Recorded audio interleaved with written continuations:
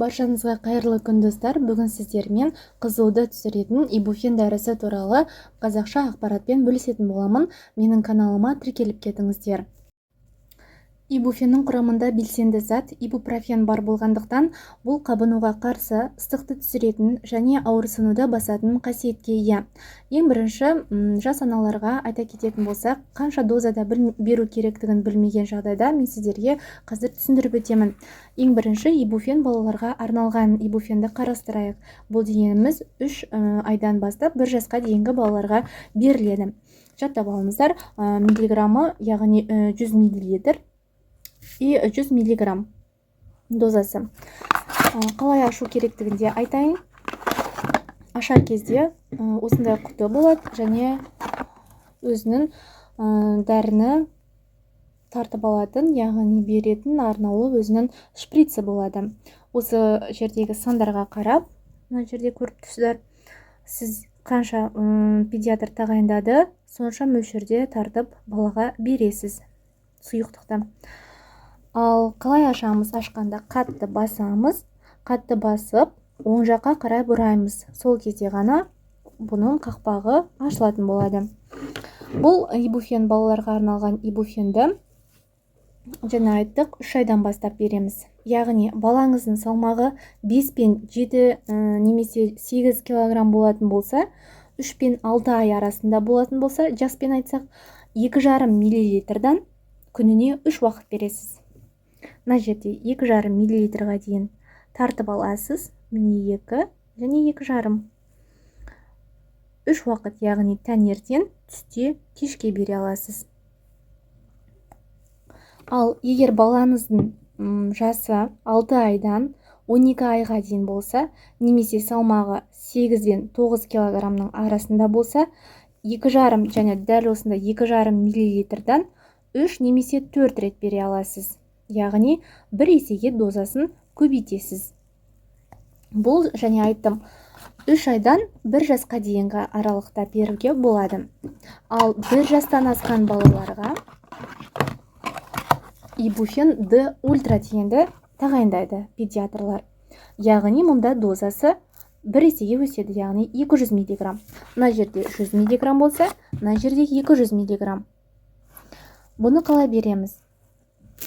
Егер балаңыздың салмағы 10-15 килограмм болатын болса, және 1 жастан асса, 1 жас пен 3 жас аралығында болатын болса, тағы да дәл тура жаңағы балаларға арналған ибуфен сияқты, бұлда да осындай өзінің арнаулы шприці бар. Онда 5 мл күніне 3 рет бересіз. Яғни толықтай тартып аласыз. Мына жерде 5 деген көріну керек. Осыған дейін тартып аласыз. Міне көрсетіп тұрмын.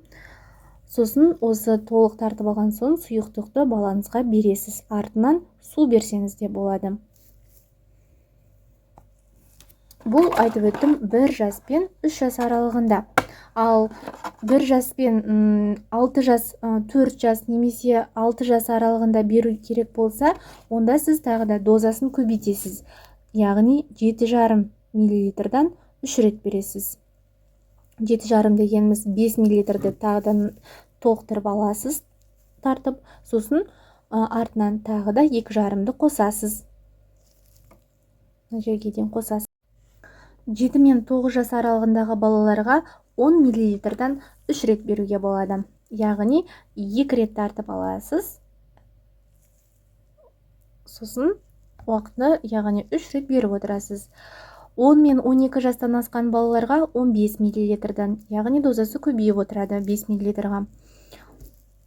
15 мл 3 рет бересіз. 10 мен 12 жастағы балаларға. Барлығы 10 ай айтсақ, мына жерде өзінің шприці болады. Тағы да айта кетейін. Осы шприц арқылы балаларыңызға температурасын түсіру үшін және тісін ауырған кезде, басы ауырған кезде, тісін жұлғанда осы ибуфен өте жақсы көмектеседі.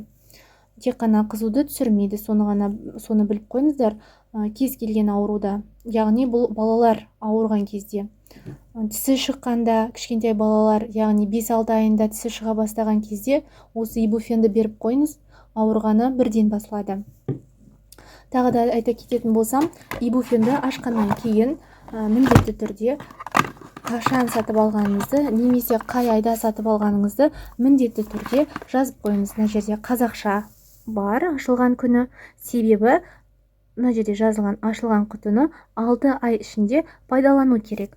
Яғни 6 айдың ішінде пайдаланып бітесіз. Ашылғаннан кейін, яғни сроғы өткеннен кейін қолдануға мүлде болмайды. Яғни бұл сіздер шатаспас үшін, қай айда алдым деп ойланбас үшін алдыңыздар, сол күні міндетті түрде жазып қойыңыздар. Тағы да айтатын болсам, ибуфен оның дәмдері, яғни қазір мына жерде малина дейді, яғни таңқурай. Тағы да құлпынай дәмі болады, қансыз түрі болады, және де қандай дәм болады. Және осы дәмдері біздің дәріханамызда болғандықтан осыны айтып отырмын. Бізде қазір тек таңқурай дәмі бар екен. Сол құлпынай дәмі кездеседі. Қансыз, және айттым тағы. Бұл енді 12 жасқа дейінгі балаларға арналған, 3 айдан 12 жасқа дейінгі балаларға арналған ибуфенді айттым сіздерге. Ал келесі бұл ибуфен юниор и ибуфен ультра. Яғни бұл дегеніміз ересек балаларға. Мына жерде ибуфен юниор 6 және 12 жас аралығындағы балаларға капсула түрінде, яғни сұйықтықты іше алмайтын балалар мынандай капсула түрінде іше алады. Ашып көрсететін болсам, мынандай мөлдір түсті сарғыш, желатинді, яғни сарғыш мөлдір капсула, тез ериді асқазанда, ешқандай зиян келтірмейді. Дозасы 100 мг, жаңағы балаларға арналған доза. Ыстықты түсіреді, ауруды басады, қабынуға қарсы.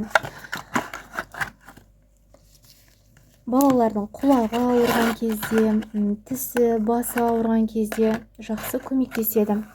6 жастағы балаларға күніне бір немесе бір капсуладан бір немесе 2 рет ішуге болады. Яғни 3 рет ішуге де болады. Дозасын 3 реттен асырмау керек. Ал мына жерде ибуфен ультра. Ибуфен ультра бұл 12 жастан асқан балаларға және ересек адамдарға да болады. Бұл да жаңа айтып өттік. Капсула түрінде дозасы 200 мг, яғни бір есеге дозасы үлкенірек. Солай жазылған. Сыртында әсері ыстықты түсіреді, ауруды басады және қабынуға қарсы. Бұл капсулаларды ашылғаннан кейін өзіңіз білесіз, міндетті түрде пайдаланғанша тұра береді. Жаңағы сұйықтық суспензия сияқты емес, кез келген уақытта іше бересіз. Мына жерде жарамдылық мерзімін қарайсыз, 24 жылға дейін, 24 жылдың 8 айына дейін қолдана бересіз.